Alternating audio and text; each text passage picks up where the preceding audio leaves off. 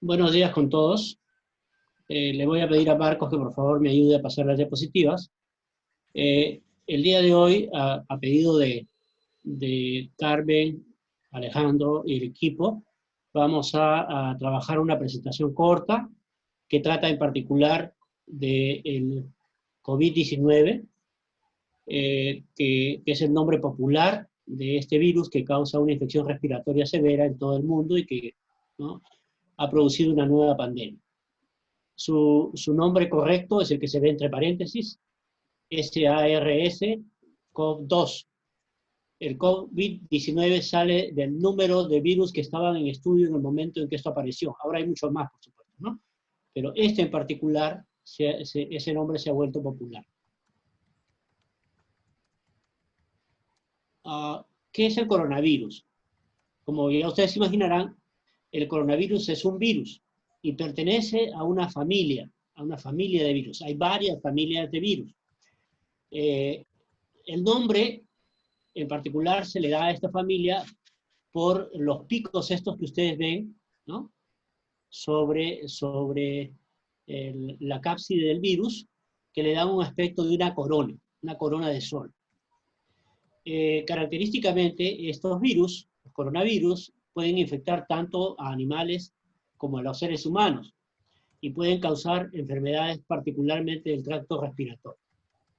Esta es una familia muy extensa de virus. Hay bastantes miembros ya identificados y pueden causar, como decía, infección respiratoria desde un resfriado común hasta afecciones mucho más graves como la que estamos viendo, ¿no?, del COVID-19, que en algunos casos llega a producir neumonía viral con severas lesiones en el pulmón y dificultad respiratoria. Un virus tiene una envoltura que usualmente está hecha de proteínas. En el interior tiene una cadena que puede ser de DNA o de RNA. En el caso del COVID-19, la cadena interna es un RNA.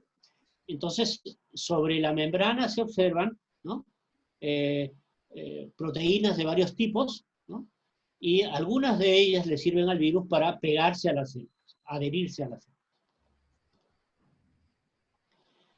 Acá algunos detalles más. Acá vemos la familia de los virus, Coronaviridae, el género coronavirus, y este es un virus ARN de una sola cadena. Se le llama pleomórfico porque tiene diferentes morfologías y son virus envueltos, o sea, la cadena de RNA está recubierta por una cápside. Aquí se pueden observar hasta 30 serotipos, ¿no?, para este COVID-19. ¿Serotipos qué significa? Que dependiendo de las proteínas que tenemos acá en la membrana y anticuerpos creados contra ellos en animales, uno puede encontrar variantes de proteínas en la membrana que son detectadas por estos anticuerpos, y a eso le llamamos serotipos, ¿no? Aquí tenemos varias de las glucoproteínas que constituyen esta cubierta externa, y estas glucoproteínas, como la E2 que vemos acá, aparecen en la cubierta o cápside del virus. La E2 en particular es la que está acá, a la derecha, es la glucoproteína de adherencia. Con esa glucoproteína se pega a un receptor de membrana de la célula blanca, por ejemplo, las células pulmonares, ¿no?, epiteliales pulmonares. Aquí vemos a una célula epitelial pulmonar y vemos gran cantidad de virus que se han reproducido en su interior. Entonces, el virus, entre otras cosas, se reproduce, se va produciendo usando la maquinaria de la célula epitelial y va creciendo en número dentro de las células. En determinado momento, estos nuevos moléculas de virus salen hacia el exterior de la célula, como se ve en este caso, ¿no?, que está saliendo, por ejemplo. ¿Lo ven? Está lleno acá y está saliendo. Fíjense que toda la célula está llena de partículas virales que se han ido reproduciendo dentro de ella. Los virus, como ustedes recordarán, necesitan entrar y reproducirse dentro de células de las diferentes especies blanco, ¿no?, y por sí solos no viven. O sea, solo van a vivir cuando entran y se reproducen en las células. Si no es así, en el medio ambiente van a desaparecer. O sea que solamente van a expandirse y pasar de una especie a otra o de una persona a otra cuando las células, en el caso particular del COVID-19, respiratorias, las células alveolares están llenas, conteniendo el virus, reproduciéndose. Acá vemos una fotografía de microscopía electrónica donde se ve lo que decíamos, ¿no? Que este virus, como pueden ver, tiene varias formas, ¿no? Lo pueden ver, esta de acá, esta redondita, por eso se llama pleomórfico. Aquí vemos lo mismo, y aquí vemos la corona. ¿Ven el virus? Y esto que parece una corona de sol, aquí se ve también, ¿no? Hay algunas de ellas, acá se ve más nítido todavía. Ven al virus, ¿no? Su cápside, y ven estas puntitas que aparecen aquí, como corona, igual acá. Por eso se llaman coronavirus. Bueno, la historia de este coronavirus es que aparece y brota súbitamente, causando infecciones respiratorias, en la zona de Wuhan, en China. Esto es en la zona central de China. Hoy día se conoce que el RNA del COVID-19 había sido detectado en su mayoría, en la mayor parte de ese RNA, había sido detectado previamente en murciélagos. Entonces lo que en este momento estamos casi todos los científicos de acuerdo es que este es un virus que mutó de un murciélago, ¿no? Probablemente pasó por otras especies antes y terminó en el ser humano. Esto es algo que es frecuente en los virus, sobre todo cuando hay zonas del mundo donde animales silvestres, junto con animales domésticos y con seres humanos conviven. Y esa es una particularidad de la zona de Wuhan, en China central. Todas las epidemias de los últimos 200 años de virus, ¿no?, han salido de esta zona central y se han vuelto epidémicos después. Hay algunos que han sido, los cambios, las mutaciones han sido débiles, no ha aumentado la toxicidad, pero hay otros que esos cambios de la composición del RNA por mutaciones y han permitido que un virus que era del murciélago pase, por ejemplo, a otros animales, como pueden ser animales de granja, o aves, etc., y así van pasando luego al ser humano. Cuando hay una mutación y aparece una proteína que es capaz de detectar un receptor en la membrana de la célula, se pega ahí y el virus, la infección, ahora sí, viral, que puede generar desde pocos síntomas hasta muchos síntomas, aparece. Y esto es lo que ha sucedido con este virus. Entonces, el COVID-19 es un virus respiratorio que se origina en China y que a la fecha ha infectado a más de 100.000 personas y se ha empezado a propagar en todo el mundo. Una epidemia es un incremento de las infecciones y de los daños, en este caso por un virus, que empieza a circular de persona a persona en la comunidad y que afecta a gran número de personas. A eso se le llama epidemia. Usualmente está localizado en una parte del mundo. Pero cuando esta infección progresa y va de país en país, hasta ahora tenemos 182 países ya con casos reportados, se convierte en una pandemia, o sea, una epidemia mundial. Hay, como decía, varios coronavirus, por ejemplo, 4 se han identificado hace ya un tiempo, causan infecciones respiratorias muy leves parecidas a resfriado. Pero cuando en esas mutaciones y en ese pase de especie a especie aparece una mutación que trae consigo un incremento de la capacidad de infección, ¿no?, en el año 2003, este infectó a cerca de 9.000 personas y hubo 774 muertos. Otra variante de coronavirus produjo el síndrome respiratorio del Oriente Medio, el MERS, en Arabia Saudita en el año 2012. O sea que estos coronavirus no son nuevos en la historia de las infecciones de seres humanos. Y por eso es que cuando aparece el SRAS, le agregan al coronavirus, al nombre científico del coronavirus, le agregan la palabra SARS, S-A-R-S, ¿no? SARS. Entonces, el que tenemos ahora es SARS-2, ¿no?, en el nombre científico de la OMS, ¿no? Ok. ¿Cómo se transmite este virus? Este virus se transmite de una persona que puede ser un portador asintomático o un paciente con síntomas o enfermo, se transmite a través de gotitas. Gotitas de saliva, gotitas de mucosidad, ¿no? ¿no? Y que salen cuando la persona tose, ¿no? O estornuda.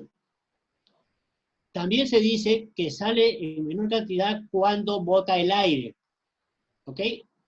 Por eso es que lo que la OMS dice hasta hoy, esto se hace por transmisión por gotitas. Sin embargo, ustedes habrán escuchado en los últimos días que hay una enorme discusión entre los científicos en relación a la transmisión por aire. ¿Qué significa la transmisión por aire? Ya no gotitas grandes, sino respiración y gotitas chiquititas que puedan salir por la respiración. Por eso es que ahora está también en discusión el tema de si todos debemos usar mascarilla o solamente algunos miembros. ¿Ok? También el virus se transmite por abrazos, de persona a persona, por besos, por apretones de mano, porque las personas cuando estornudan o tosen sobre la mano, pues el virus se queda varias horas vivo sobre las superficies. Entonces, si uno toca la mano de otra persona, le puede pasar el virus a otra persona. Entonces ya se imaginarán que las principales medidas de prevención son, una, buscar formas para limpiar el virus que está en las superficies, entre ellas las manos, y proteger a las personas de la transmisión de gotitas a gotitas, ¿no? Por gotitas en el momento de toser o estornudar. Evidentemente, la otra medida importante es separar a las personas, porque cuando uno tose o estornuda o respira, las partículas virales no alcanzan 1 metro. ¿Okay? Entonces dicen, pongamos 2 metros de distancia entre uno y otro. Eso se llama la separación social que hemos estado conversando, ¿no? En estos días y hemos visto en la televisión. Entonces, esa es la otra medida para alejar a las personas y disminuir los contagios, ¿no?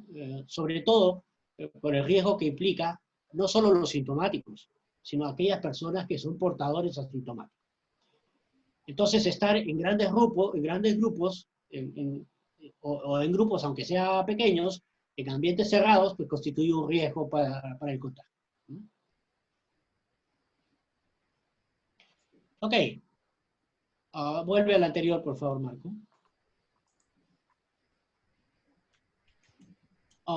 Esta. La anterior, por favor.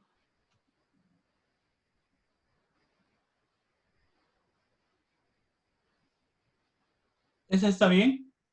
La siguiente, por favor. Entonces, ¿cómo se transmite? Hasta ahora la OMS mantiene su posición de que se hace por gotas que se expulsan al toser o estornudar. Las medidas principales de prevención, lavado de manos, con agua y jabón. El agua y jabón, el agua corriente y el jabón, es preferible al alcohol gel. Si no tienes agua, puedes usar alcohol gel, pero cuando llegues a un sitio donde puedas lavarte las manos, usa agua y jabón. ¿Por qué? Nosotros permanentemente producimos grasita y la grasita se va quedando en la superficie de la piel. Entonces esa grasita, cuando es donde se pega el virus, donde está el virus y es portado de un lado a otro y dura las 3 o 4 horas que se mantiene sobre la superficie del cuerpo. Entonces, lo que se hace es, se lava las manos con jabón, ese jabón es un detergente, lo saca de la superficie donde está y el agua se lo lleva. Ojo, el jabón no mata al virus, se lo lleva y disminuye su población dentro de las superficies. Es por eso que el caso particular de las manos es la principal medida de prevención. Hay que evitar tocarse los ojos, la nariz y la boca porque son puertas de entrada de virus, y ante una persona infectada hay que mantener una distancia de por lo menos 2 metros. Claro, lo difícil es saber, oye, ¿y qué pasa con los que no tienen síntomas, ¿no? Son portadores sanos. Por eso es que hay que separarse entre todos. Cuando uno tose, debe toser usando un pañuelo de papel, un pañuelo descartable, ¿no? Como los tisús que conocemos, ¿verdad? Entonces, estornudas ahí o te suenas con ese y botas ese pañuelo desechable. Si no lo tuvieras, si estuvieras en una situación que no tienes el pañuelito de papel, entonces toses, ¿no? Con el codo, en el hueco del codo. ¿sí? De esa manera, los virus y las partículas van sobre el hueco del codo y no se expanden, ¿no?, al metro que normalmente se expandería.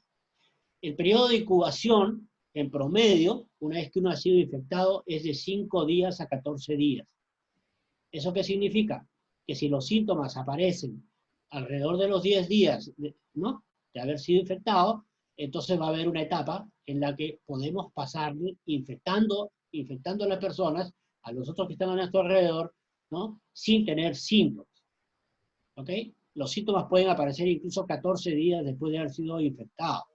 Y mientras tanto, has estado varios días soltando virus sin darte cuenta. Entonces, la población vulnerable es aquella población mayor de 60 años. ¿Sí? Por lo general, un grupo de estas personas tienen más riesgo de hacer las complicaciones de la infección viral. Aquí tenemos las vías de infección. Verán que la vía principal es la de las gotitas grandes del estornudo o de la tos, ¿no?, que son recibidas por una persona susceptible, o sea, una persona que no pasó el virus antes y que es susceptible a hacer la infección y en algunos casos la enfermedad con síntomas. También el contacto directo. No está muy claro si el contacto indirecto a través de cosas que puedan haber sido tocadas, esa es una probabilidad menor. Y hoy día se discute esta que está acá arriba, la de las pequeñas gotitas de la respiración, ¿no? Cuando uno respira, también podría salir virus, pero esta todavía no es aceptada por la Organización Mundial de la Salud a plenitud. Hay una enorme discusión en este momento.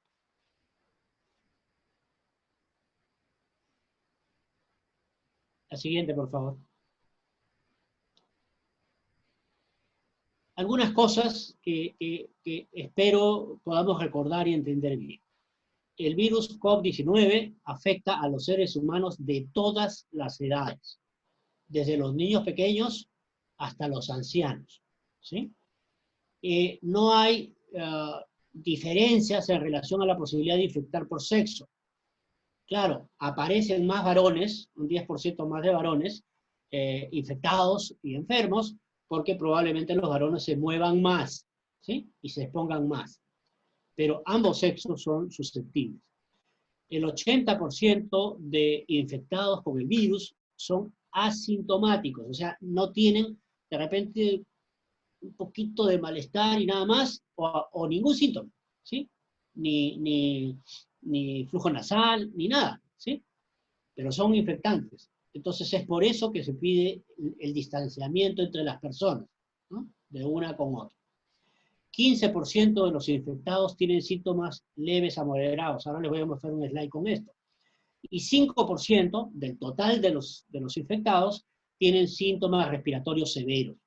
Fiebre alta mayor de 38 grados, problemas para respirar, dificultad para respirar, sensación de ahogo, de no poder respirar, neumonía, en este caso es una neumonía viral, sepsis. Sepsis significa que otros gérmenes, ¿no?, que se meten al cuerpo, sobre todo bacterianos, se meten al cuerpo y producen una infección agregada que produce septicemia, los gérmenes circulan por la sangre y se mueren. ¿Okay? Entonces, algunos de los pacientes mueren. La mortalidad en el país está alrededor del 3.6% de los infectados. En realidad parece ser una mortalidad baja, ¿sí? Una mortalidad baja, pero el problema es que hay muchos contagiados. O sea, este virus se contagia muy fácilmente y en gran cantidad. La enfermedad grave es más grave en las personas mayores de 60 y conforme va aumentando la década, el riesgo va siendo mayor, ¿no? Sobre todo en aquellos que tienen otra patología previa agregada. Diabetes. En particular, ustedes saben que los diabéticos son los diabéticos de tipo 2, los diabéticos adultos, son por lo general un poco inmunodeprimidos, ¿sí? Entonces, sobre todo los diabéticos gordos, ¿sí? Los diabéticos gordos, que los hay diabéticos flaquitos también, pero sobre todo los diabéticos gordos tienen mayor dificultad para respirar y si se mete el virus, ya se imaginan que encuentran un campo de mayor riesgo. Las personas hipertensas, las personas obesas, ¿sí?, ¿no?, obesas, o sea, los gordos, tienen más riesgo. Los pacientes con insuficiencia renal o con enfermedad cardiovascular previa, esa enfermedad cardíaca previa, ¿no? Y, por supuesto, los inmunodeprimidos como los pacientes con VIH-Sida. Existe una enorme discusión, porque no hay experiencia todavía, de qué pasa con los pacientes con tuberculosis, ¿no?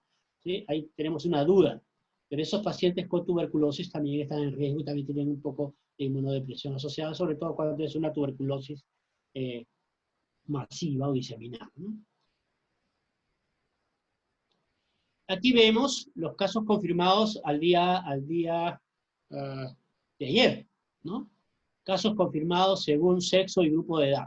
Ustedes observarán que el mayor grupo está entre los que tienen desde 20, ¿no? O 30 para arriba hasta los 60. Fíjense que ahí está el grupo de los adultos. Es el grupo que más se infecta, con un poco más de proporción de varones que de mujeres. Las mujeres están en el lado izquierdo, los varones a la derecha, en azul. Y verán que la población mayor, claro, es una proporción menor de toda la población, pero aquí vemos, ¿no?, cómo aparecen en frecuencia entre los 60 y los 69 años, los 70 y los 79, y los que son mayores de 80. Entonces, verán que esta es la distribución de la infección en la población. ¿Qué hace la cuarentena? La cuarentena hace que la gente se quede en la casa y no exista, teóricamente, la posibilidad de que te contagies con alguien, ¿no? Con alguien, si tu familia está sana, ¿no? Entonces disminuye la posibilidad de que te contagies por exposición a las personas portadoras asintomáticas o a los enfermos. Esto habla de los casos confirmados según etapa de vida, y como verán, la tasa en los niños de infección es bien pequeñita. Y la pregunta es ¿por qué? Pues resulta que se ha encontrado que la proteína de superficie, ¿no?, a la que se une el COV2, ¿sí?, es una proteína que está en muy pequeña proporción en las células de los niños, ¿sí?, y que esta proteína va apareciendo en nuestras células conforme avanzamos en edad. ¿Qué significa eso? Que los ancianos van a tener mucha más de esta proteína donde se fija el virus, en la membrana de las células, el blanco, que los niños. Eso les explica por qué hay pocos casos en niños, ¿sí?, pero también les explica por qué no se observa casi mortalidad en niños, ¿sí? Desde esa proporción de fallecidos, no hay casi niños. Y eso se debe a ese que, gracias a Dios, es un factor de protección inicial, ¿no?, de cierta menor probabilidad de infección, al no haber muchos de estos receptores en las células respiratorias de los niños. Por supuesto, el riesgo va, como ustedes pueden ver, la razón de tasas va aumentando y es mucho mayor después de los 60. Esto es porque esa proteína está en mayor cantidad, ese receptor proteico que tenemos nosotros en nuestras células aparece en mayor número y en mayor cantidad. Estos son los síntomas, y es bueno tenerlos en mente. Lo que podemos ver acá, el principal síntoma es tos, el más frecuente. 3/4 de los infectados sintomáticos tienen tos. Malestar general, ¿sí?, fiebre y escalofríos. Fiebre, digamos, la señal de alarma va a ser fiebre mayor de 38,5, siempre, dolor de garganta, ya hasta ahí tenemos los síntomas más frecuentes. Otros pacientes pueden tener congestión nasal, así como cualquier gripe, ¿sí?, dolor de cabeza, dificultad respiratoria, ya es un grupo menor, como verán, 25%, ¿no?, dolor muscular, diarrea, y ya otros síntomas más escasos, ¿no?, náuseas, vómitos, dolor de pecho, dolor de articulaciones, dolor abdominal, irritabilidad, confusión, ya son más raros. Entonces los cuatro síntomas que debemos recordar, tos, malestar general, fiebre y dolor de garganta, son los síntomas que tiene la mayoría de los pacientes infectados con síntomas, ¿sí? Y eso hace que esto se informe a las autoridades de salud para que vengan a vernos, a tomarnos las pruebas, porque tenemos esos síntomas. Entonces, los síntomas comunes: dolor de cabeza, el malestar, tos, dolor de garganta, un poco de dolor muscular, secreción nasal en algunos casos. Las posibles complicaciones son usualmente fiebre alta, más de 38,5, problemas para respirar, y la aparición ya en el diagnóstico en el hospital de neumonía, una neumonía muy peculiar, ¿no? Que da un aspecto en la radiografía muy más o menos típico, y las complicaciones como la sobreinfección bacteriana y la aparición de la muerte, ¿no? Entonces, acá tenemos 2.561 infectados, ¿no? 92 defunciones y 3,6% de letalidad. Obviamente la letalidad es mayor entre los mayores de 60. Aquí lo vemos, ¿no? Características de las muertes. Las muertes confirmadas por COVID-19 en el Perú. Observen cómo la muerte es un factor el factor de riesgo es la edad. Y la edad es en el adulto mayor, ¿no?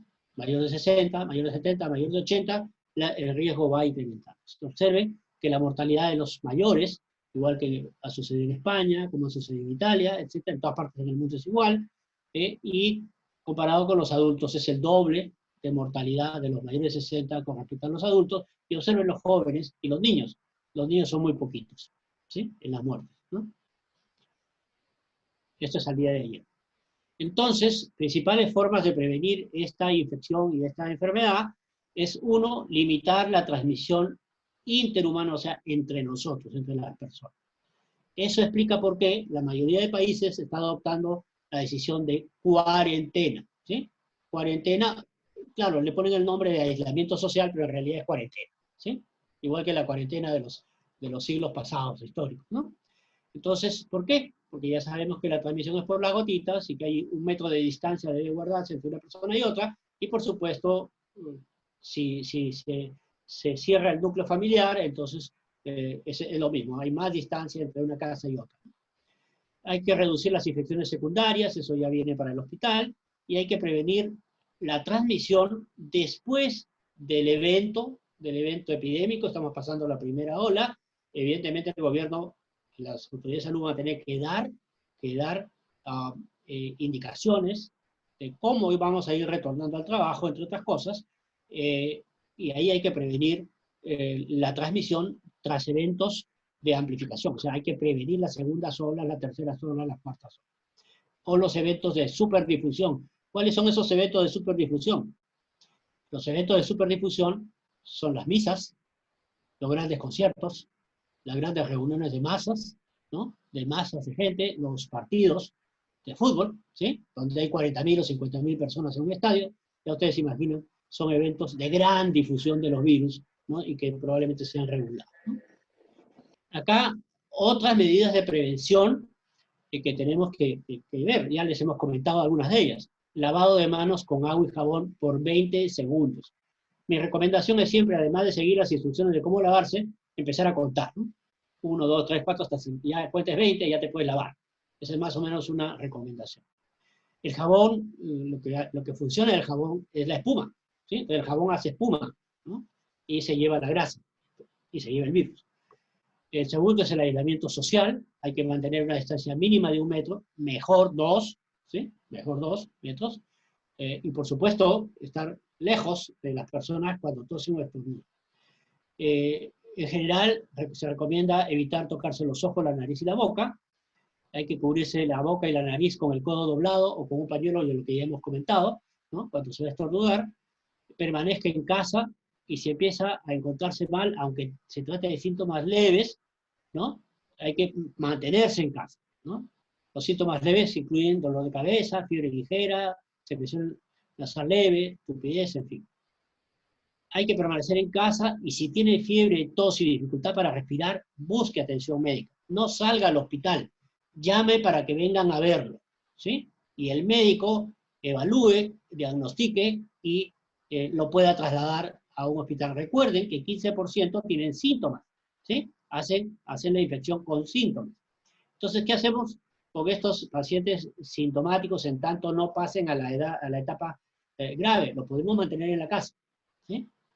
Algunos otros que están un poquito más, con más complicaciones, se les lleva al hospital, pero no se les pone en la UCI de frente. Como ustedes habrán visto, hay un grupo de pacientes hospitalizados que tienen sintomatología y tienen malestar importantes.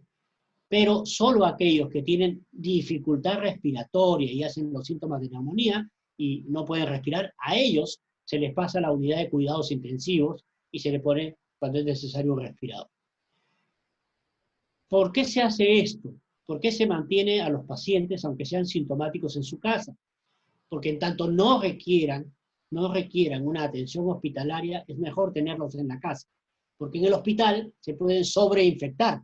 De otras cosas, ustedes saben que los hospitales son reservorios de otros gérmenes que uno puede adquirir al estar en el hospital que complican el caso. Entonces solo van al hospital los que realmente se requieren. Por eso se pide, no vayan a la emergencia, no salgan de la casa, llamen, ahí están los números, la línea 113, o manden un WhatsApp, ahí está el número también, 952-842-623, y llame y pida ayuda al servicio de salud. Si te resulta indispensable salir de la casa o recibir una visita, por ejemplo, vas al mercado, ¿no? Ponte una mascarilla y también ponte guantes, ¿sí? Estos guantes quirúrgicos, ¿no? Que son relativamente baratos. ¿Para qué? Para que cuando estés en contacto con las otras personas, ¿no? Por ejemplo, no recibas dinero directamente en la mano, por ejemplo, ¿no? O no manipules los productos, ¿no? Es mejor comprar productos en bolsa, ya selladitos, para evitar el tema del manipulado. Después les voy a hablar algunas precauciones cuando no hay forma y tienes que comprarlo abierto, ¿no? Y la otra cosa es mantente informado sobre las últimas novedades en relación al COVID-19. Es importante mantenerse informado, ¿no? Para poder tomar decisiones.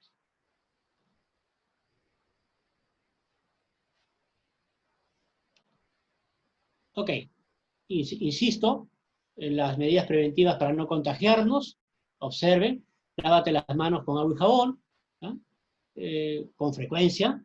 Aquí le ponen 40-60 segundos, 20 segundos es lo que recomienda la OMS. Cuando acabes de lavarte las manos, cierra el grifo y abre el picaporte de la puerta con papel desechable. ¿Eso qué significa? Que después de lavarte las manos con agua, lo ideal no es usar toalla, es usar papel desechable, ¿sí? Hay unos rollos grandes de papel que usamos en la cocina, ese papel viene en cuadraditos, uno saca un pedacito de esos y se seca las manos. Agarras otro y pues abres la puerta, ¿no? Cogiendo el picaporte, ¿no?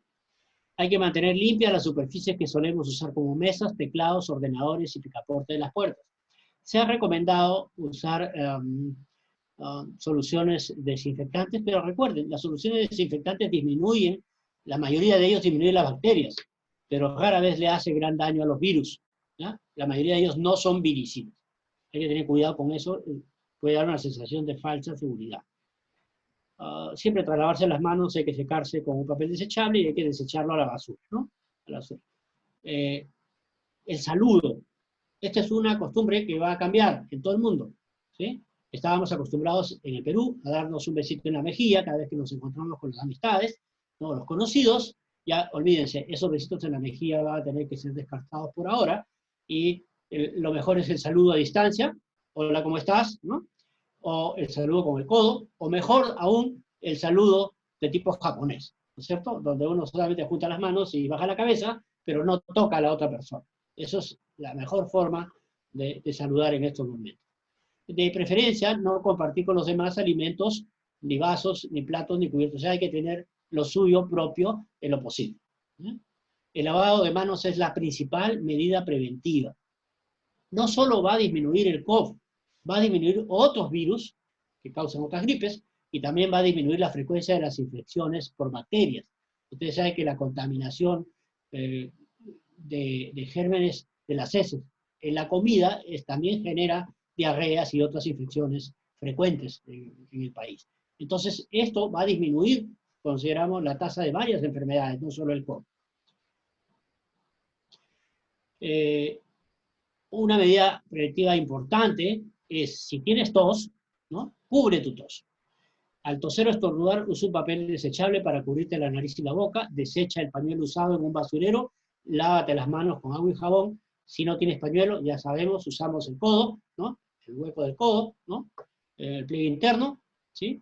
Y si está enfermo y hay mascarilla disponible, use la mascarilla para proteger a los demás en su casa y en el exterior de la casa. Nunca toque, ¿no? otras superficies, ¿no? Y siempre hágalo con agua y jabón, ¿no? Use el agua y jabón, después de toser. Esta es la forma correcta como lavarse las manos. Verán, hay dos formas, con agua y jabón, la más frecuente, la recomendada para todos, en casi todas las ocasiones que ustedes puedan, ¿sí? Y con solución alcohólica cuando no se disponga de agua y jabón. Ustedes saben que esa solución alcohólica puede ser alcohol en frasco, en botella, o puede ser también el alcohol gel que todos conocemos, y con el gel algunos de ustedes pueden llevar en la cartera o pueden llevarse en el maletín, ¿no? A otros sitios. Pero la recomendable sobre todo es lavado de las manos con agua y jabón. Observen, se echa un poco de jabón, ¿no? En la palma de la mano, ideal es jabón líquido, ¿no? Con un dispensador, y luego se frota en el punto 2, palma contra palma, luego la palma de la mano izquierda pasa sobre la mano derecha, la palma de la mano derecha luego pasa sobre la izquierda, entonces ya tenemos jabón en las dos caras de la mano, ¿sí? Y luego hay que pasar los dedos, el dorso de los dedos, luego los dedos, ¿no? Y finalmente, luego de haber hecho todas estas fricciones, ¿no? Como movimientos de vaivén, en el 8 vemos que vamos a pasarlo por el agua, ¿no? El agua se va a llevar todo ese jabón y se comen los virus, ¿no? Y luego se seca uno con una toalla de papel y se elimina al basurero la toalla deshecha. Hay que dejar secar un poco porque a veces uno no se seca totalmente bien con la toalla de papel, hay que dejar secar al aire, ¿no? Las manos por unos minutos, ¿no? Antes de poder continuar nuestra labor. ¿Cuándo debo lavarme las manos? Y este es un recuerdo, ¿sí? Con agua y jabón. Antes de tocarte la cara, después de toser, después de ir al baño, es una costumbre importante para toda la vida, antes y después de cambiar los pañales de bebé, antes de preparar y comer comidas, ¿no? Y antes y después de visitar, ¿no? O atender, en el caso de los médicos, o los odontólogos, ¿no? Todos aquellos que tienen que examinar pacientes, antes y después de atender al paciente. También después de tirar la basura.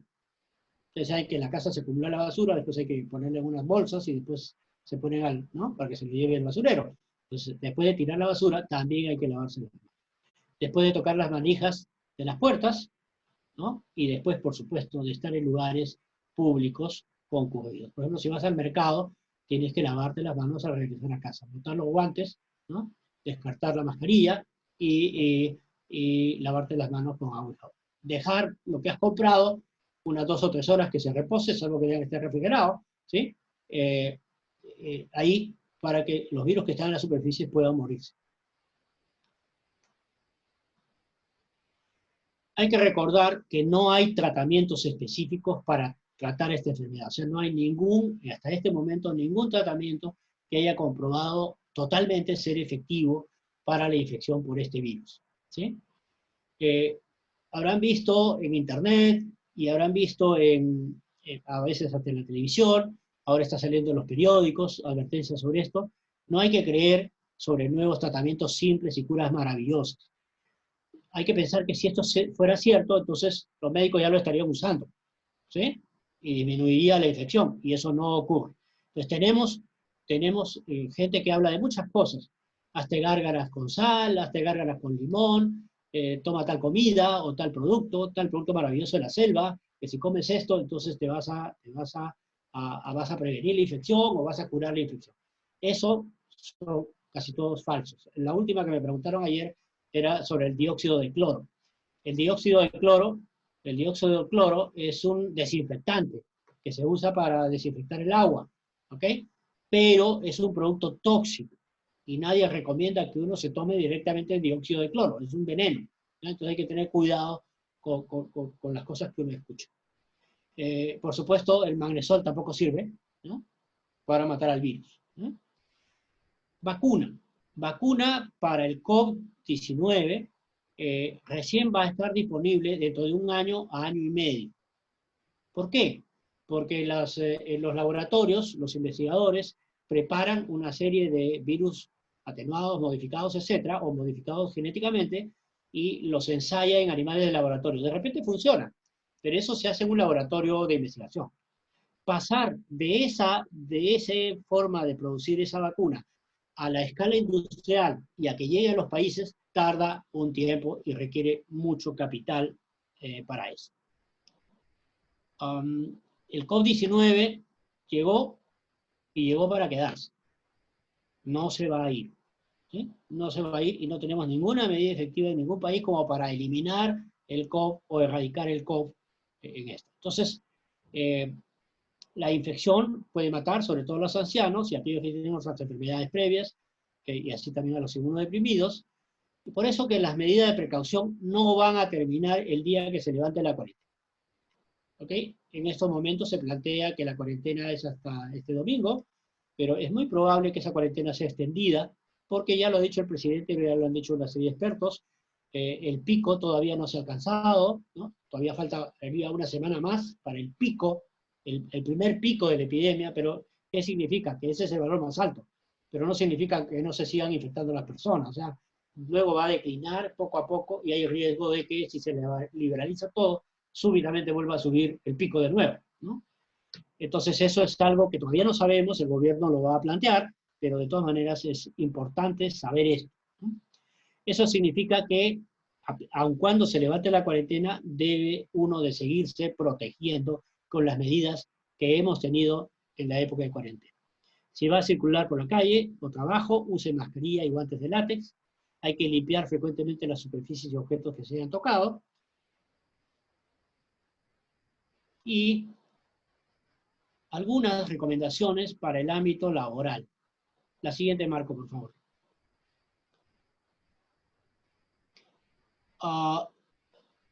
Cuando pase la cuarentena y tengamos que regresar al trabajo presencial en oficina o al trabajo comunitario, vamos a tener que seguir los protocolos que dé el Ministerio de Salud.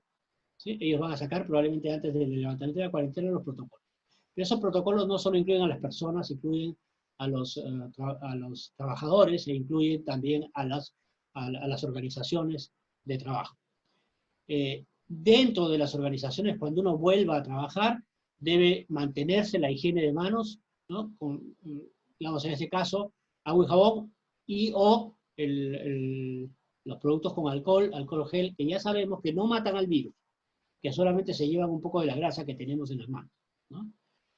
Hay que cortarse las uñas siempre, tenerlas cortas, debemos tenerlas cuidadas, evitemos el uso de anillos, pulseras o relojes de pulsera u otros adornos. ¿Por qué? Porque pueden ser productos que toquemos con las manos, cuando hayamos dado la mano o hayamos interactuado con otras personas o con nuestros equipos de trabajo. Hay que cubrirse la boca y nariz al toser con el pañuelo desechable que hemos mencionado y tirarlo a la basura, y si no, con el codo, ¿no? Si sufre tos de forma inesperada, cubrirse con la mano, evitando tocar ojos, nariz y boca, y lavárselas inmediatamente con agua.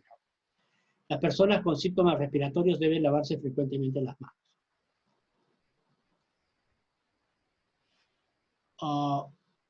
Establecer medidas preventivas en la organización. Esto ya le toca a las organizaciones. El ejemplo típico cero, ¿no? Deben establecerse medidas, controles y medidas dentro de la organización. ¿Cómo? De acuerdo al protocolo que nos da el Ministerio de Salud y algunas otras medidas que nosotros podamos implementar. Un aspecto clave es la limpieza y desinfección del lugar y de los equipos de trabajo. Debe haber disponibilidad de dispensadores de jabón y agua corriente. Y debe haber aseo y desinfección de los baños. Ustedes saben que los baños son sitios donde uno tiene que ir de todas maneras y uno va 3 o 4 veces al día.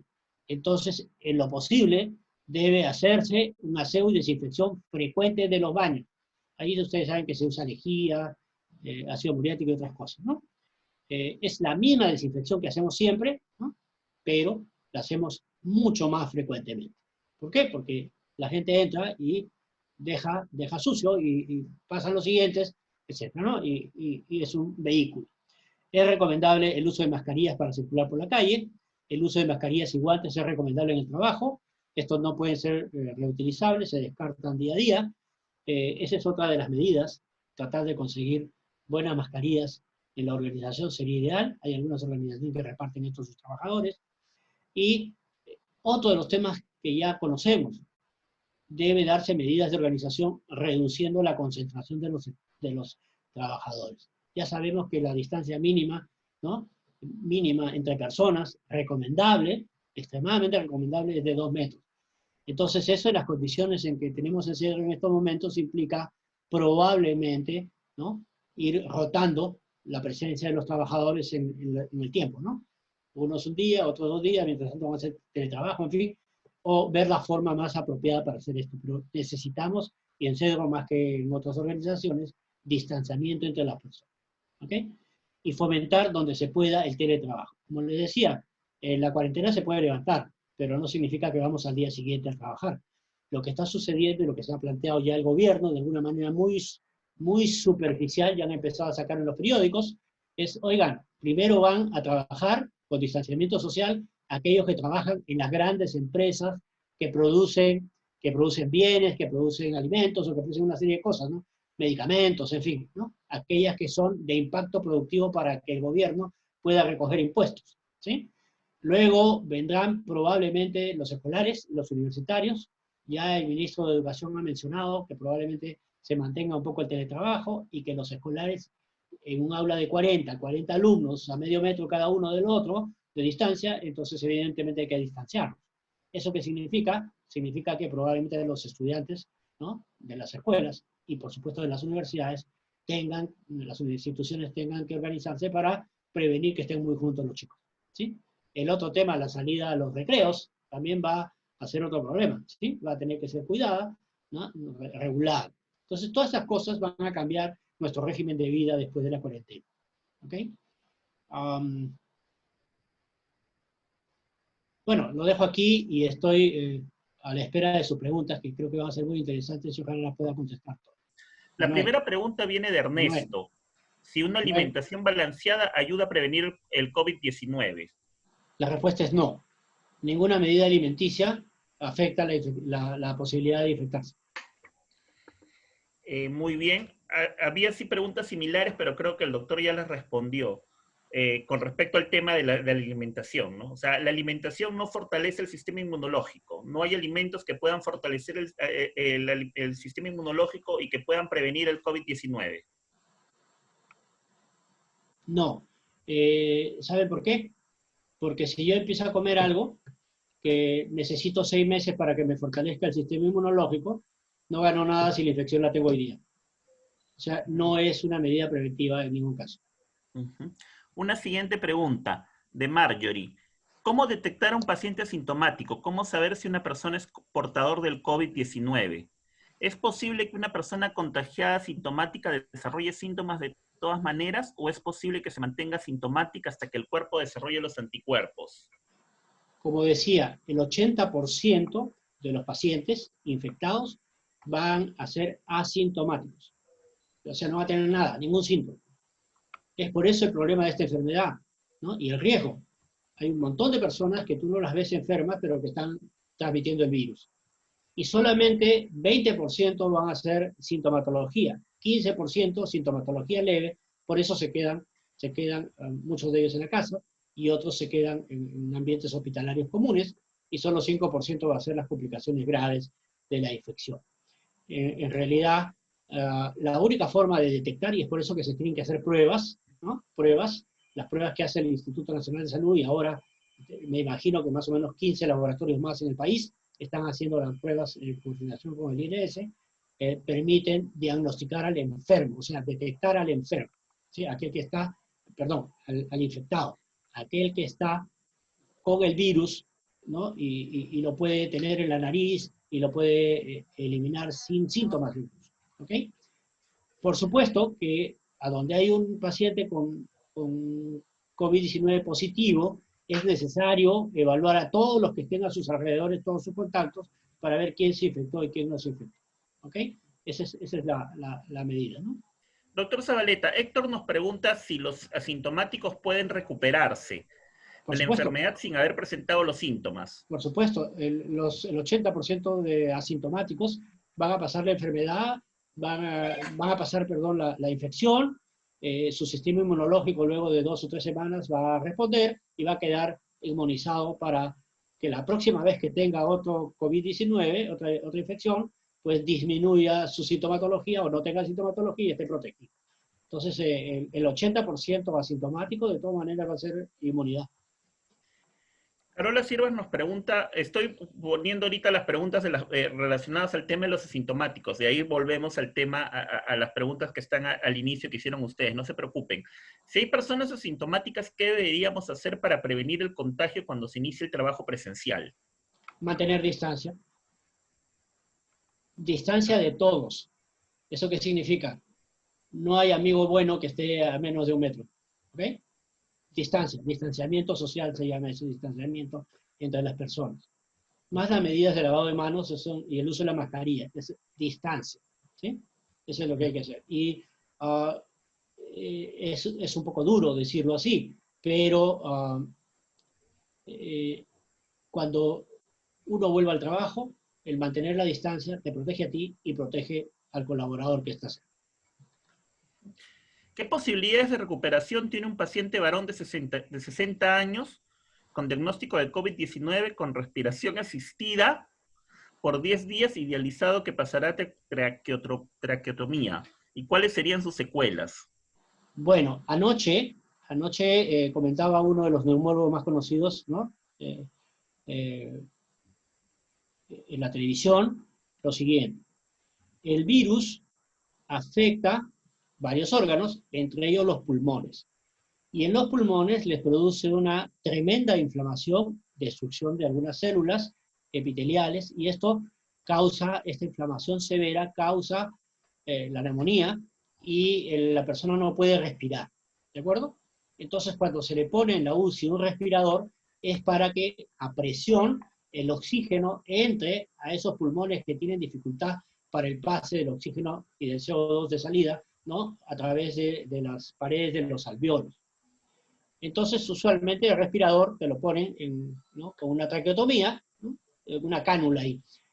Entonces pasa un tiempo y el cuerpo, como en todos los casos, empieza a recuperarse. Y entre ellos el pulmón también empieza a recuperarse.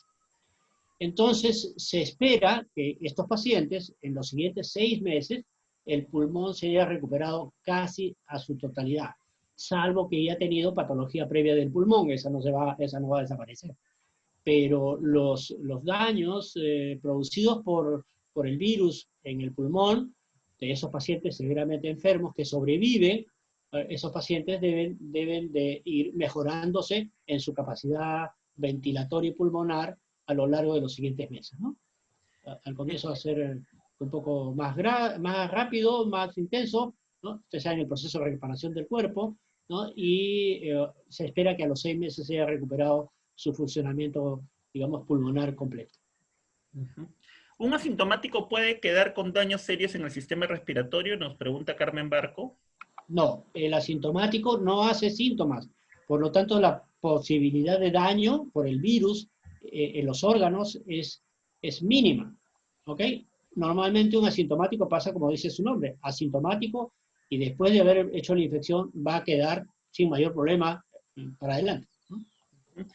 Si uno cumple todas las medidas de prevención, tanto en casa como en la calle, ¿tendría que estar tranquilo de no ser infectado asintomático? Inclusive nos pregunta Milagros. Bueno, las medidas son medidas generales y van a funcionar dependiendo de lo que las personas hagan, ¿sí? Si la persona es rigurosa y la persona es metódica, digamos, su chance de infectarse es menor. Recuerden que en el caso de las mascarillas hay mascarillas y mascarillas, ¿no? Hay mascarillas, lo ideal, la recomendación ideal para el personal de salud, por ejemplo, son las mascarillas de tipo N95. Esas protegen la entrada del 95% de los virus y no dejan entrar gotitas y no dejan entrar bacterias tampoco, ¿sí?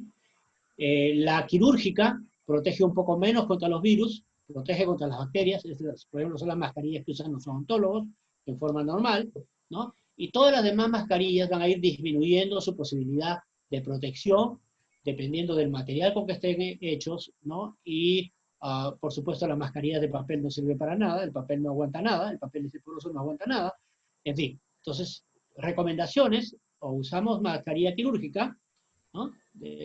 O usamos idealmente mascarilla N95. Esta N95 tiene la ventaja de que es un respirador también. O sea que filtra un poco el oxígeno y es la más efectiva. Lamentablemente, estas mascarillas están escasas, ¿no? Pero se espera que en menos de un mes el país que tiene una buena producción textil, ¿sí?, se recupere teniendo esto a la mano. Entonces, fíjense cómo van dándose las medidas, ¿no? Por eso es que los que hacen productos textiles son importantes, que sean de los primeros que salgan para podernos ayudar con la disponibilidad de mascarillas, ¿no? Pronto, ¿no? Un minuto, por favor. A ver. Las personas que tienen COVID-19 y están dadas de alta, ¿están sanos? ¿Están controlados? Ok. El alta de los pacientes se da por varias razones. La primera es que el paciente haya pasado su periodo de infección, por ejemplo en el hospital, en una sala común, y se haya pasado el tiempo, ¿no? El tiempo que se le da para la enfermedad. Usualmente 14 días a 20 días, ¿no?, después de haber iniciado los síntomas. Entonces, el paciente va a su casa, no hay problema. ¿Y qué pasa con un paciente de alta del respirador? ¿Qué pasó?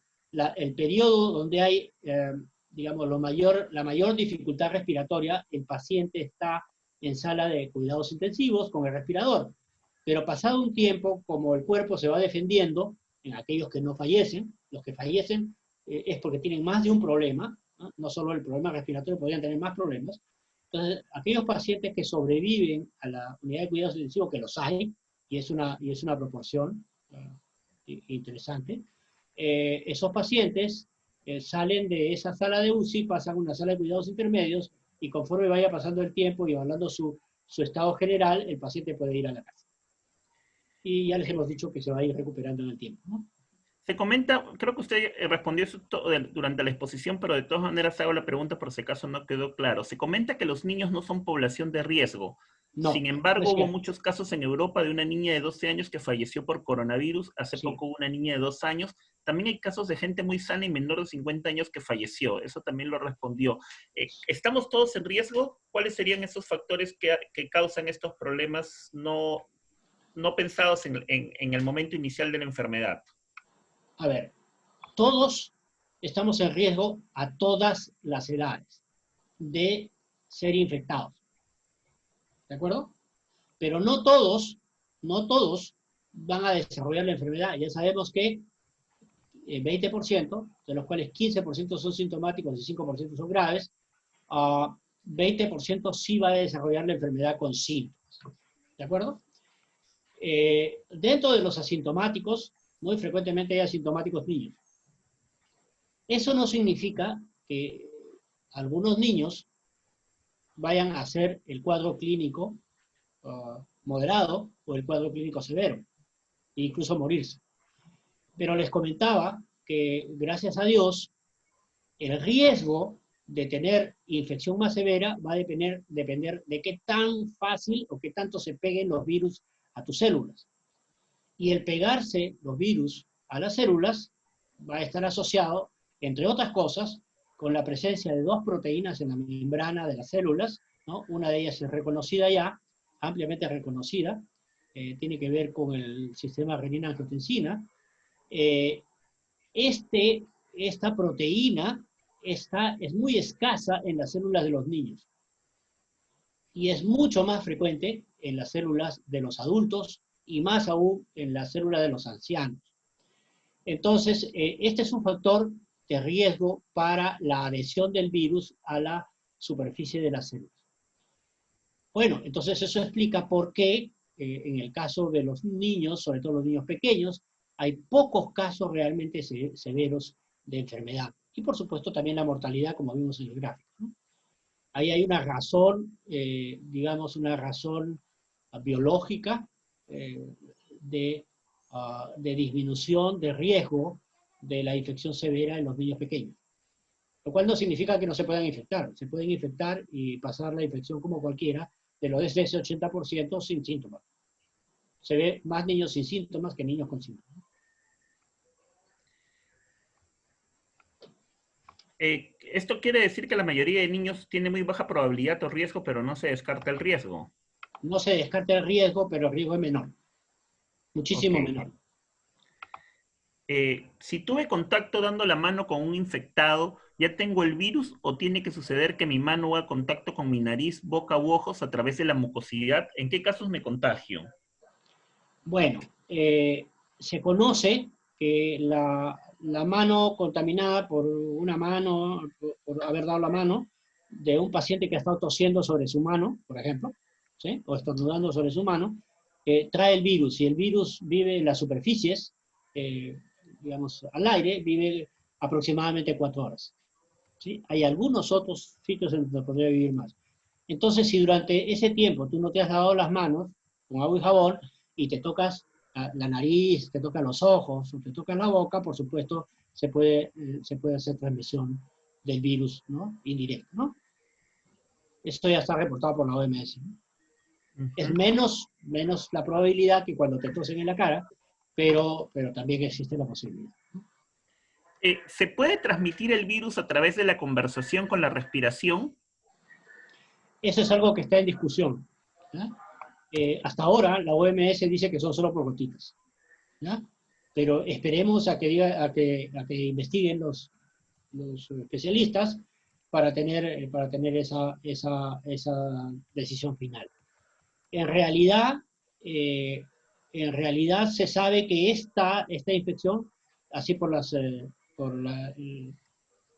la conversación, se da con los virus de circulación aérea, ¿sí? Los virus de transmisión aérea, ¿no? Que van más allá de las gotitas, ¿no? Pero, insisto, no hay un acuerdo total de los investigadores, pero la actitud que están tomando los organismos de salud es, si esa situación se prevé, el uso de la mascarilla sería completo, todo el día, y en todas las ocasiones, y en todos los medios, ¿sí? Porque habría que prevenirse de esa otra vía. Insisto, es una vía que todavía no está aceptada por la Organización Mundial de la Salud. Hasta el día de ayer la OMS ha seguido insistiendo en que son por gotitas, ¿ya? Por gotitas. Rosa nos pregunta si dentro del grupo de riesgo no se hace mención de personas con antecedentes de problemas respiratorios. ¿Este grupo poblacional también forma parte de la población en riesgos? Sí, los asmáticos, por ejemplo, ¿no? O aquellos que tienen fibrosis pulmonar, la enfermedad pulmonar obstructiva crónica del adulto, etc. Todas aquellas enfermedades que disminuyen la respiración, si se mete el virus a su pulmón, pues le va a ocasionar cuadros más serios, ¿no? Muy bien. ¿Cuáles serían las secuelas de una persona que supera el coronavirus? Bueno, no hay todavía mucha información. Recuerden que esta infección, este virus, apareció en la epidemia hace un poco más de 2 meses y unas semanas, ¿no? Entonces todavía no hay evidencia de largo plazo de seguimiento de los pacientes recuperados, ¿sí? Como les decía, lo que se prevé es que los pulmones, pues, ¿no?, demoren un poquito para llegar a toda la fisiología normal y la capacidad ventilatoria normal. Anoche, el neumólogo entrevistado, el doctor Barriga, decía que a los 6 meses ya debe estar el pulmón totalmente recuperado, ¿no? También se conoce de casos de lesiones gastrointestinales, también de lesiones hepáticas, también de lesiones cardíacas, pero todavía no hay mucha información sobre esto, ¿no? Se habla de síntomas claros y notorios, como tos, gripe, fiebre. ¿Cuáles serían los otros síntomas que pueden presentar un paciente y no son tan tradicionales, por así decirlo? Comentaba, bueno, los que se han mencionado son los síntomas más frecuentes, ¿de acuerdo? Pero yo también comentaba con el slide que les mostré de la casuística del Ministerio de Salud, que puede haber diarrea, ¿sí? Puede haber problemas renales en algunos casos, raros, ¿no? Pero como digo, los síntomas más frecuentes son los de la vía respiratoria. Los síntomas de otras patologías, daño cardíaco, en fin, son sumamente más raras en la población que hemos visto, ¿no? Muy El bien. órgano principal es el pulmón. Ujú. Si una familia, uno de los miembros cae en el coronavirus, ¿todos están infectados? Es muy probable, por ser un círculo muy cercano y donde uno usualmente no ha estado guardando distancia, ¿no?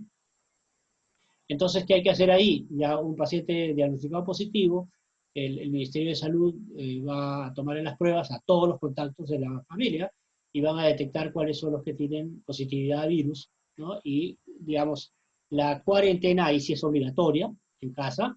La cuarentena va a ser de 2 semanas a 3 semanas, dependiendo de la fecha de inicio de la fecha de contacto, ¿no?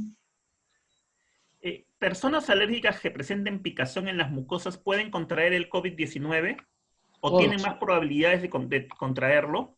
todos con o sin patología previa nasal van a poder adquirir el virus. Ujú. Teniendo uno de los síntomas mencionados, ¿se puede sospechar de tener COVID-19? Tos, Uh, dolor de garganta. sí, con solo dolor de garganta no, ¿ok? Por lo general, el malestar general, la fiebre y en pocos casos la secreción nasal, ¿no? Acompañada de la tos, ¿no? Hacen un cuadro clínico compatible. Entonces, acuérdense que también tenemos otros virus en las casas, ¿no? El virus de la gripe común, etcétera, ¿no? La influenza, ¿no? La fiebre, la gripe estacional, en fin, tenemos una serie de virus circulando en la población. O sea que no todos los casos van a ser necesariamente COVID-19, pero para eso están la llamada, cuando uno tiene sintomatología, la llamada al MINSA para que venga un especialista a mirarlo a la casa y hacer el diagnóstico diferencial y tomar las pruebas, por supuesto. El diagnóstico, recuerden, se hace en la casa con prueba, con una prueba que usualmente es una prueba genómica, ¿no? Ante la ausencia de mascarillas, se están usando mascarillas de tela o incluso a veces gente usa pañuelos o algún polo o algo. ¿Es una protección adecuada? ¿Protege de algo?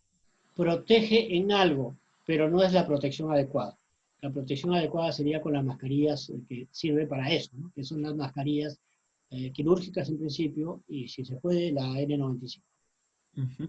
Cuando una persona infectada se va al mercado sin saber, estornuda en los alimentos o frutas y llega otra persona a comprar esos alimentos, ¿se podrían infectar? Los alimentos que están en la calle, que uno compra en el Sí, mercado o en los sí, supermercados. por supuesto. Por eso es que cuando uno compra las cosas del mercado y las trae a la casa, debe ponerlas en una mesa previamente desinfectada, ¿sí? Y colocar los productos ahí. Hay varias cosas que se han sugerido. La primera es dejar 4 horas o 5 horas por lo menos sin tocar esos productos en la casa, de tal manera que el virus en la superficie en contacto con el aire se va a morir, ¿ya? Esa es una. La segunda, en tanto sea posible, usar el secador de pelo y pasarle aire caliente, ¿no?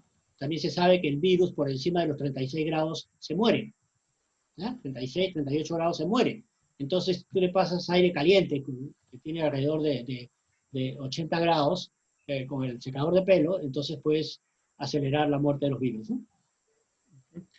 ¿Cómo diferenciar en una persona que tiene COVID-19 a una persona que tiene gripe o un resfrío? Porque los síntomas son muy parecidos. Sí, los síntomas son muy parecidos. Uh, la, um, por ahora, aquellos que tengan los síntomas que hemos comentado, los 4 síntomas más frecuentes, son candidatos, ¿sí? Es muy difícil a veces diferenciar para el no experto infecciones eh, diferentes, ¿no? Especialistas comentaban de que el tema de que la alta mortalidad en el Perú era justamente eso, que las personas llegaban a los centros médicos ya con síntomas muy fuertes. ¿Cuál debería ser una señal de alerta de comunicarse con los números de emergencia? ¿Fiebre, los problemas respiratorios? Sí, fiebre y dificultad respiratoria son los 2 síntomas más importantes. Ujú. Fiebre, ¿Es cierto? 38 y media para arriba, ¿no? Es cierto que la pérdida de olfato y pérdida de gusto son síntomas que, aunque raros, se suelen dar en el COVID-19. Por favor, repite, no te escuché. Es cierto que la pérdida de olfato y pérdida de gusto son síntomas que, aunque raros, se pueden dar en el COVID-19. En realidad son síntomas raros de muchas cosas, y no solo del COVID-19, ¿no? Podrían ser por determinado tipo de desinfectantes que se usan en la boca, ¿no? Antisépticos, y otras cosas más, ¿no? O sea, en realidad no es patognomónico de la infección por COVID-19. En el caso de los psicólogos del lugar de escucha, ¿es mejor que se atienda en el jardín o en todo caso que no todos los psicólogos estén en la misma oficina durante el horario laboral?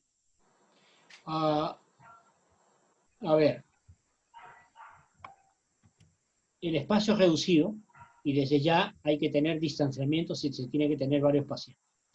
En segundo lugar, las precauciones que ya hemos comentado, ¿sí? Eso va a depender del espacio en particular. Pero digamos, el uso de la mascarilla es obligatorio, el uso de los guantes es obligatorio para ambos, para el paciente y para el personal del lugar de escucha. ¿Sí? Ok, quedan unas 5 preguntas. ¿Vamos con esas 5 preguntas? Perdóname, Manuel, yo tengo aquí 3 preguntas que me llegaron del señor Basilaki, ¿no? Ya. Que voy a tratar de responderlas. Ok. Una de ellas es recomendable tomar la temperatura a todos aquellos que ingresen a Cedro. La respuesta es sí. Sí, ustedes han visto en los aeropuertos cuando bajan los pasajeros, ¿no? Que usan un termómetro de estos electrónicos de mano, que no tocan al paciente, ese es el termómetro ideal. Y yo creo que sí, toda persona mayor de 38 grados con fiebre, 38 grados y medio, debe ser devuelta a su casa, para que guarde el aislamiento y de ser el caso, llame al servicio de salud. ¿Ok? Dos, el desarrollo de la vacuna en el Perú, ¿no? ¿Es posible? Y de ser así, ¿cuánto tiempo demoraría? Bueno, ya hemos visto por las noticias que un grupo universitario de investigación está evaluando el, el virus de tal manera de producir una vacuna por lo menos en el laboratorio. Esto no solo lo están haciendo en Cayetano, hay en este momento cerca de 150 laboratorios universitarios de investigación haciendo lo mismo, con diferentes metodologías de preparación de vacunas o de antígenos para esta vacuna, lo cual no significa que estos terminen en un producto como vacuna comercial. ¿Por qué? Este periodo de investigación puede tardar fácilmente 6 meses, ¿no? Hasta tener resultados que, por lo menos en modelos animales, funcionen. Las siguientes etapas para confirmar que esta vacuna realmente funciona, es segura y puede llegar a la población, requiere de estudios en seres humanos. Estos estudios en seres humanos son estudios clínicos controlados con seres humanos susceptibles, ¿no? Con consentimiento informado, y son estudios caros, ¿no? Y luego, una vez que se haya demostrado que esto funciona en pequeños grupos, tiene que ser producido la vacuna en forma industrial. Recuerden que estamos hablando de un biológico, y estos biológicos no necesariamente funcionan bien en todos los países en la producción. Entonces es por eso que se va a demorar ese año y medio que yo les comentaba, cuando tengamos algunos productos validados en el estudio preclínico, y van a requerir una cantidad enorme de dinero, ¿sí? Es por eso que yo veo con gran dificultad preparar una vacuna en el país, porque lo que nos falta es dinero, ¿no? Dinero y empresas fuertes como para poder hacer esto con la tecnología y las instalaciones apropiadas, que en este momento no hay ninguna en el país para producir esto de la forma apropiada. Sí lo hay en el hemisferio norte y en otras latitudes, pero igual, la consideración es: no esperemos tener vacuna de ninguna procedencia a disponibilidad de la población. Recuerden que cuando salga al mercado la vacuna, el Perú no es un gran comprador, ¿sí? Primero se va a abastecer probablemente el hemisferio norte, ¿no? Que tiene más dinero y que tiene más tecnología, y probablemente después llegue vía la OMS o OPS a nosotros la vacuna. Entonces es una necesidad de 182 países, imagínense cómo va a ser esa producción. Entonces, no esperemos vacuna, por lo menos en año y medio. La tercera A ver, pregunta es el uso de mascarillas en los no enfermos, ya hemos comentado, ¿no? Si yo tengo un paciente en casa y soy un contacto negativo, es obligatorio que tanto él como yo use mascarilla. Entonces, donde hay un paciente, siempre va a haber que usar mascarilla y guantes. El tema, ya el gobierno ha decretado que en la calle, al salir a la calle, uso de mascarillas y guantes. Y ya estamos viendo que en el trabajo, cuando nos reincorporemos, mascarilla y guantes. O sea, esta es una medida que se está generalizando, ¿no? Y cada vez en más situaciones. Ahora, tus preguntas, Manuel. Sí, ya como estamos por un tema de tiempo, podrían cortarnos en este momento. Voy a hacer un par de preguntas y vamos viendo si podemos seguir extendiéndonos según cómo esté el tiempo del programa. ¿Cuál sería la recomendación para el trabajo de los promotores de la selva, sabiendo que realizan capacitaciones en diferentes contextos? Bueno, primero, uso de medidas de protección individual, de ellos y de los asistentes a su capacitación. ¿Sí? Nada ganamos con tener a los asistentes a la capacitación sin ninguna medida de protección, sin mascarilla y sin guantes, ¿no? Al costado de los demás compañeros. Segundo, trabajo en grupos pequeños y distanciados. ¿Sí? Yo calculo que no más de 8 o 10 personas a una distancia de 1,5 metros, de 1 metro, entre 1 metro y 2 metros entre ellos. Eso. Y el uso de agua y jabón. ¿Sí? Por supuesto, no podemos repartir comida en las reuniones. Doctor Alfonso, se estuvo circulando una información, de que los medicamentos como ibuprofeno y naproxeno generaban la rapidez, que el COVID dañe más rápido. O sea, ha habido primero se habló sobre el tema del ibuprofeno, ahora se ha abierto sobre todos los antiinflamatorios. Bueno, eso no solo es para los virus, ¿ah? Eso es para, en realidad, las infecciones bacterianas también. ¿Qué es lo que sucede? Que el proceso inflamatorio es parte de nuestra defensa normal. Entonces se ha encontrado que con algunos agentes bacterianos más agresivos, ¿ya? Cuando le das un antiinflamatorio, entonces la infección progresa y el sistema inmune no detiene no detiene la progresión de la infección, ¿sí? Entonces aparecen infecciones más graves. Es por eso que se retiró el ibuprofeno. En mi opinión, eso del ibuprofeno es parte de una guerra comercial. Solo se habló del ibuprofeno y no se habló de todos los demás. ¿Ok? En realidad, esto se da para todos los antiinflamatorios. Por eso es que ahora los médicos usamos menos antiinflamatorios en, por ejemplo, las infecciones de la garganta o las infecciones del oído. La dábamos para calmar el dolor y para disminuir la inflamación, pero también estamos disminuyendo la respuesta inmune, ¿no? A ver, el uso del aire acondicionado. No te oigo. Sí, ¿el uso del aire acondicionado es o no recomendable en esta situación de contagio o propagación del virus? Y similar, bueno, si la vacuna contra el neumococo es de ayuda como prevención. Ok, la vacuna contra el neumococo no previene la infección por el virus. No es para el virus. Y el tema del aire acondicionado. ¿Ya? Entonces, por ahí, la vacuna del neumococo, por eso es que el seguro que había pedido, nos había mandado una utilidad, ¿no? Por WhatsApp, para inscribirnos, para que vengan a la casa a vacunarnos, en realidad fue suspendido porque existía la posibilidad de que los que vinieran a vacunarte te trajeran el virus, ¿no? Fueran portadores asintomáticos. Entonces, por eso se ha suspendido hasta que pase el COVID-19. ¿Ok? Entonces, además que es una vacuna no protectora, no protege contra el coronavirus. Y la asociación de neumonía viral con neumonía por neumococo simultáneas es rara, ¿no? Es rarísimo. ¿De acuerdo? Y me hacías otra pregunta. Manuel. El uso del aire acondicionado, si es riesgoso, si previene, si ayuda, no ayuda. Bueno, el aire acondicionado no previene. Hay dos tipos generales de aire acondicionado. ¿Sí? El primero es el aire acondicionado de ventana, que recambia agua y bota agua para afuera del ambiente. ¿De acuerdo? Y el segundo es más peligroso todavía, porque ese segundo lo que hace es recircula el aire, toma la humedad, y dentro de un reservorio que tiene esos de split, ¿sí? Esos de split que no son de ventana, esos tienen un reservorio de agua.